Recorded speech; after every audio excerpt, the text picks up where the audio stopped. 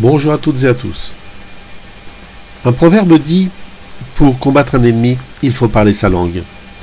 Et dans le cadre du triste accident de la F447, l'ennemi désigné a été l'avion, à la seconde où il a été connu que ses sondes pitot avaient givré. On a ensuite expliqué comment cet incident avait mis la tête à l'envers des pilotes, jusqu'à leur en faire perdre irrémédiablement le contrôle de l'avion. Certes, les conditions n'étaient pas faciles. On parle de nuit, d'intempéries, d'alarmes stressantes, de perte de repères, d'informations contradictoires.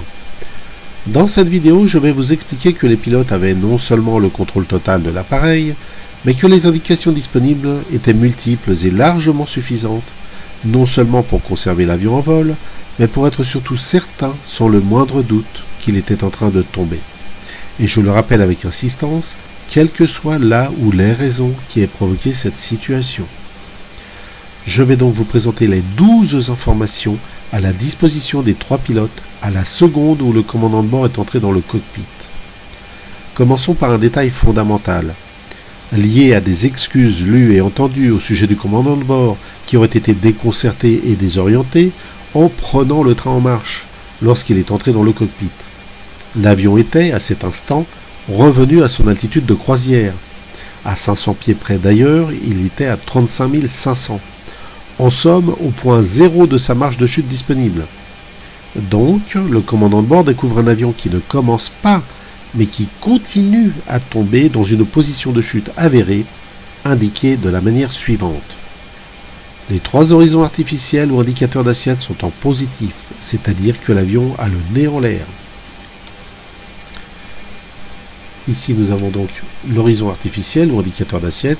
Là, nous pouvons voir que l'avion est rigoureusement à l'horizontale et il a été maintenu en assiette positive durant quasiment toute la chute. Nous avons cette information ici, sur le copilote également, et sur l'indicateur de contrôle ou de secours qui est également là. Donc voilà les 3 premières informations déterminantes. Ensuite, les 3 altimètres défilent synchro et de manière modérée, puisque l'action est cabrée et la poussée des moteurs ont contrarié et ralenti en réalité le phénomène de chute.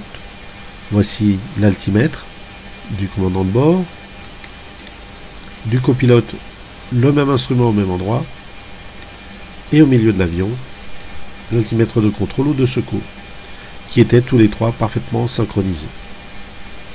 Ensuite, les 2 variomètres, indicateurs de vitesse verticale, étaient au plancher. C'est la petite aiguille que nous apercevons ici, qui indique une montée ou une descente, qui est graduée par centaines de pieds par minute, que nous avons ici à l'identique de l'autre côté pour le copilote, et qui elles aussi étaient parfaitement synchronisées, et indiquaient le bon taux de descente en même temps.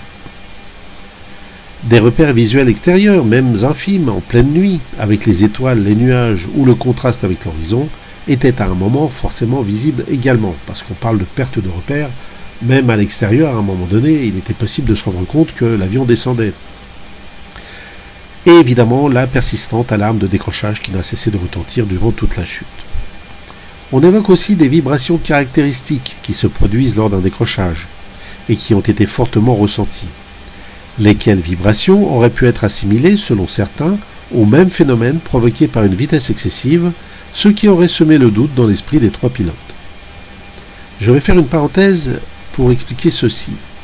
Une survitesse, comme vous l'aurez compris, est une accélération qui dépasse les capacités de vol de l'avion et risque, au pire, de dépasser ses capacités de résistance structurelle.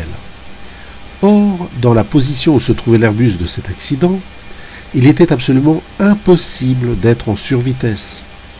En effet, l'avion descendait, maintenu avec persistance, le nez en l'air. Et même en coupant les moteurs, l'avion n'aurait jamais atteint une vitesse verticale exponentielle.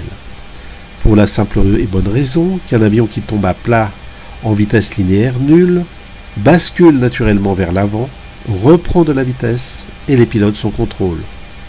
Ensuite, si le basculement est contrarié en permanence comme dans cet accident, l'avion se comportera comme une feuille morte.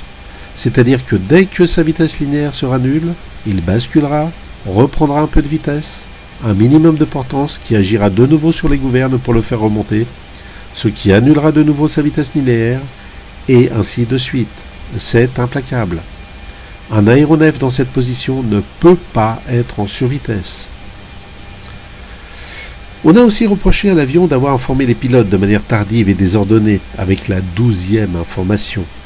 Pour faire court, la divergence ou la perte des indications de vitesse s'est affichée sur l'ICAM 2 minutes après plusieurs autres, suite à la désactivation du pilote automatique. Mais les pilotes s'en sont immédiatement aperçus à 2h10 et 16 secondes, soit 11 secondes après la déconnexion du pilote auto. Vous pourrez lire ceci, page 24, dans le rapport final du BEA de juillet 2012. L'ICAM, je vais vous montrer rapidement, voilà, c'est ici où l'avion affiche les différentes informations qui sont liées à son fonctionnement ou son dysfonctionnement. Ici, on voit que le train est sorti, confirmé par la commande, et que le système hydraulique a un dysfonctionnement. C'est normal puisque j'ai coupé les moteurs pour permettre un enregistrement plus silencieux. Nous lirons que 2 minutes plus tard, les vitesses redeviennent valides. C'est exactement le temps qu'a mis l'avion à déclarer la faute, mais aussi le temps estimé de la durée d'un givrage de sonde dans des conditions très sévères, comme évoqué page 43 du rapport précité. Ainsi, sans les indications ICAM, 11 informations visuelles, physiques et sensitives certifiaient aux 3 pilotes que l'avion tombait. Alors que 2 et 2 seulement suffisaient à prouver cette chute. L'indicateur d'assiette en positif et les 3 altimètres qui défilaient. C'est-à-dire tout simplement celle-ci et celle-là. Position nommée inusuelle, enseignée dans les formations, à supposer qu'elles n'apparaissent pas immédiatement évidentes aux pilotes, puisqu'elles représentent aussi la position de l'avion en approche lors d'un atterrissage. C'est donc une position qui, si elle n'est pas délibérément provoquée, indique incontestablement la chute de l'appareil. Voici, mesdames et messieurs, comment l'avion s'est exprimé dans cet accident. Question. Comment oser parler de stress, de désorientation, d'incompréhension, de perte de repères, de perte d'information, de perte de contrôle, alors qu'en 10 secondes d'observation, la situation était parfaitement claire? Cette triste histoire me fait penser au naufrage du Titanic. Il était réputé insubmersible. Et il l'était. Parce que les concepteurs n'avaient pas prévu qu'on le lance contre un iceberg. Autant accuser le navire de s'être fait éventrer sur plus de caissons étanches qu'il n'en était prévu. Ici, c'est un Airbus A330 à qui l'on reproche d'avoir causé la mort de 228 personnes en perdant l'indicateur de vitesse. Absurde et donc révoltant. Et pour revenir sur ma citation de départ, quiconque se serait intéressé un minimum au langage de l'avion avant de le déclarer ennemi se serait rendu compte de la méprise de l'avoir considéré comme tel. Cette vidéo est terminée, je vous remercie de l'avoir suivi.